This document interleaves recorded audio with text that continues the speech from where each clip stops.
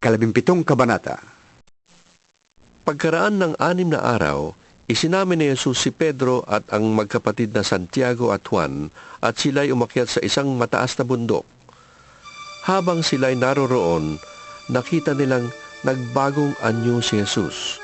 Nagliwanag na parang araw ang kanyang mukha at pumuting parang busilak ang kanyang damit. Nakita na lamang ng 3 alagad sina Moises at Elias na nakikipag-usap kay Jesus. Kaya't sinabi ni Pedro kay Jesus, Panginoon, mabutit naririto tayo. Kung ibig ninyo, gagawa ako ng 3 kubol. Isa para sa inyo, isa para kay Moises, at isa para kay Elias. Habang nagsasalita siya'y nilililiman sila ng nagliliwanag na ulap. Mula rito'y may tinig na nagsabi, Ito ang pinakamamahal kong anak na lubos kong kinalulugdan. Pakinggan ninyo siya. Nang marinig ng mga alagad ang tinig, sila'y natakot ng labis at nagpatira pa. Nilapitan sila ni Jesus at hinawakan. Tumayo kayo. Sabi niya. Huwag kayong matakot. Nang tumingin sila ay wala na silang nakita kundi si Jesus. Habang sila'y bumababa sa bundok, iniutos sa kanila ni Jesus, Huwag ninyong sasabihin kanino man ang inyong nasaksihan, hanggat hindi muling nabubuhay ang anak ng tao.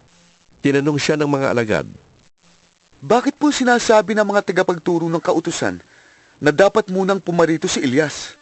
Sumagot siya, Paparito nga si Elias upang ihanda ang lahat ng bagay.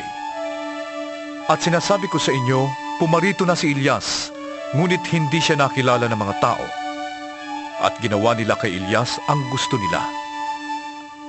At tulad ng ginawa sa kanya, pahihirapan din nila ang anak ng tao. Naunawaan ng mga alagad na si Juan na tagapagbautismo ang tinutukoy niya. Pagbabalik nila'y may dinatnan silang maraming tao. Lumapit kay Jesus ang isang lalaki, lumuhod sa harap niya at ang sabi, Ginoo, mahabag po kayo sa anak ko.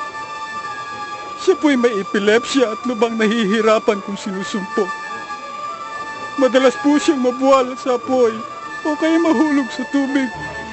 Dinala ko po siya sa inyong mga alagad, ngunit siya hindi nila mapagaling. Sumagot si Jesus, Mga taong napakasama at walang pananampalataya.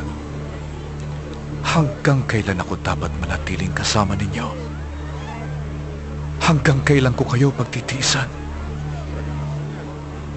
Dalhin ninyo rito ang bata. Inutusan ni Jesus ang demonyo na lumabas sa bata at ang bata'y gumaling agad. Pagkatapos, lumapit ang mga alagad at tinanong si Jesus ng walang ibang nakakarinig. Bakit po hindi namin mapalayas ang demonyo? Sumagot siya, Dahil sa maliit ang inyong pananampalataya, sinasabi ko sa inyo kung maging katulad man lamang ng maliit na buto ng mustasa ang inyong pananalig sa Diyos, masasabi ninyo sa bundok na ito, lumipat ka roon, at ito'y lilipat nga. Walang bagay na hindi ninyo magagawa. Nang magkatipon sa Galilea ang mga alagad, sinabi sa kanila ni Jesus, Ang anak ng tao ay pagtataksilan at papatayin. Ngunit muling mabubuhay sa 3 araw. at sila'y lubhang nalungkot. Pagdating nila sa Capernaum, lumapit kay Pedro ang mga maniningil ng buwis para sa templo. Nagbabayad ba ng buwis para sa templo ang inyong guro? Tanong nila. Opo! Sagot ni Pedro. At nang pumasok siya sa bahay, tinanong siya ni Jesus, Ano sa palagay mo, Simon? Sino ang dapat magbayad ng buwis sa hari ng isang bansa? Ang mga mamamayan ba o ang mga dayuhan? Ang mga dayuhan po? Tugon ni Pedro.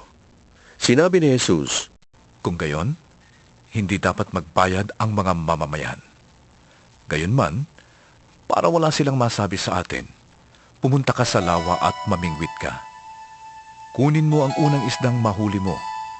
Ibuka mo ang bibig nyon at may makikita kang isang salaping pilak. Kunin mo yon at ibayad mo para sa buwis nating dalawa.